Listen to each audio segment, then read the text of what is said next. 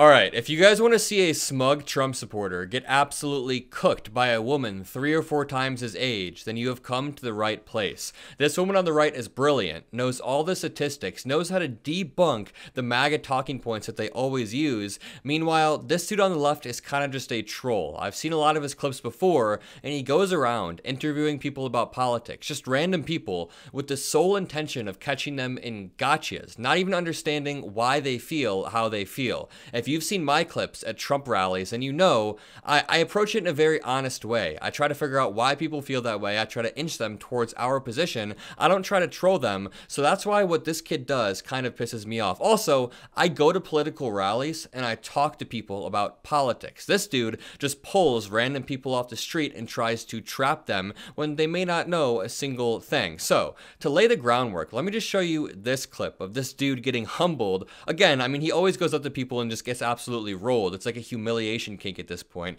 But he asks a border resident if they support mass deportations, and this woman perfectly explains that these mass deportations would kill the economy for a few reasons. Take a look. I'm just going to be the man to fix this situation? This is going to make everything worse. We're not going to have anybody get the food. I remember 10 years ago, they were looking for workers to pick strawberries. No white people pick strawberries for any price. No price.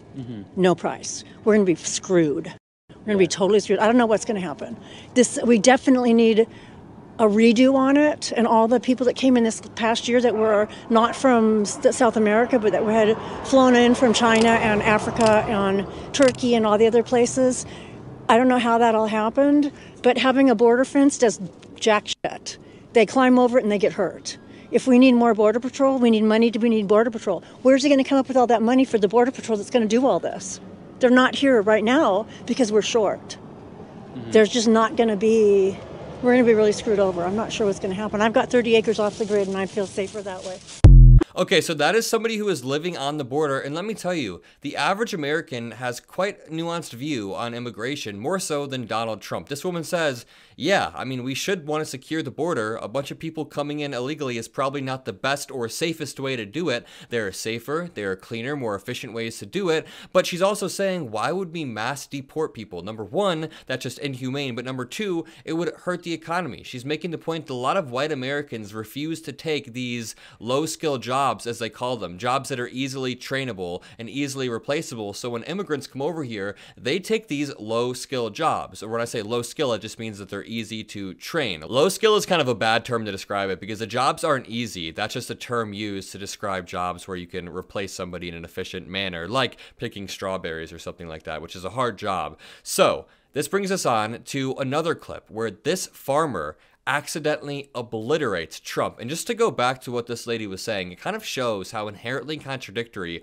all of Donald Trump's policies are. So he wants to place tariffs on other countries to reshore manufacturing, bring manufacturing back to the United States, but also deport many of the workers who would work in factories. Manufacturing jobs are another example of a job that immigrants work because they are easily trainable. They're very hard jobs, but they're easily trainable. Right here, a Trump supporter who is a farmer accidentally obliterates Trump. What percentage of your workers are not U.S. born? Probably half. About half? Yeah. How many hours does this go on? It's 24 hours a day. You know, we could milk 8 hours a day, but it wouldn't be feasible or profitable for us to produce milk. So you need workers like this year-round? Yes, yes. Governor Kristi Noem of South Dakota, her farm is just a few miles away. This farmer who voted for her, who voted for Trump, who still supports them, doesn't believe that they would round up immigrants and ask them for their immigration status because it's an open secret that farms in this state are held up by undocumented workers.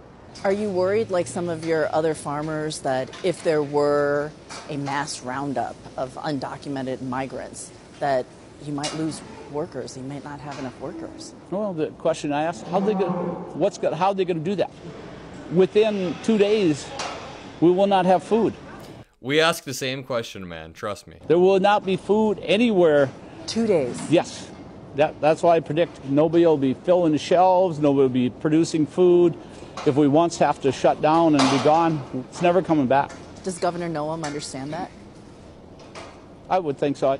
You have a lot of faith that they're not going to do what they're saying. That's pretty much what I'm thinking. So we have to trust in our officials that are put in place. Oh, that's funny, coming from the supporters of the dude who says we can't trust any of our officials anywhere across the country. It's honestly just insane to me, if we take a step back, that Donald Trump won. He won the election on a platform of policies that would only hurt the people who voted for him. And I can point this out over and over, that people vote against their own interests. Yes, that is like poli-sci 101, but I mean, he ran on imposing tariffs and somehow won the farmers. He ran on deporting immigrants and still somehow did well, or did better with Latinos than any other Republican president in recent history. And then he won the exact demographics that would be hurt after certain immigrants are deported. It's all just whack, and it shows how strong the right-wing ecosystem is when it comes to the media. Their media is so tight and in lockstep that I guarantee this dude, who I'm sure is a normal dude who lives a nice life, like just a normal average guy,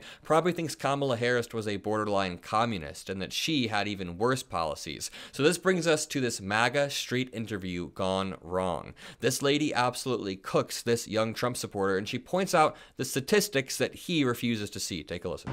Do I support mass deportations? Why would I do that? Yeah, if they're illegal. These people are contributing to the United States. They're contributing to the GDP. And when you see stories of a woman like Laken Riley, the nursing student in Georgia who was brutally murdered by an illegal immigrant, Yeah, you think the blood is on the hands The of... right wing likes to pull that out and forget that native-born Americans are much more committing of crimes and are much more responsible for the crime rate that we have than any immigrants. Immigrants have traditionally low crime rates, and so that's just more nonsense from the far right to distract people from what the facts are.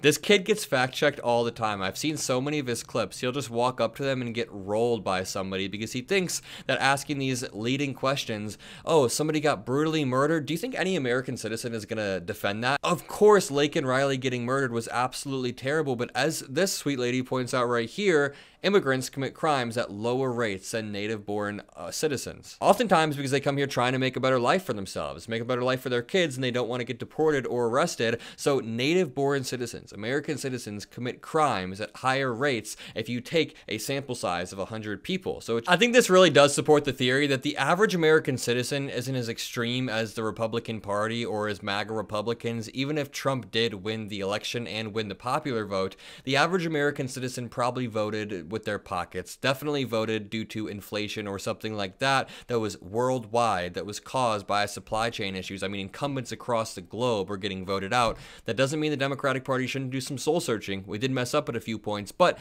the average American or the average border resident is someone like this who's like, yeah, we should secure the border a bit, but also why would we mass deport people? Like, this is just an average normal woman who has a great head on her shoulders, and this kid is going around trying to get gotchas. I'll leave it at that. Drop a like, subscribe. Love you guys. I'll see you in the next one. Peace out.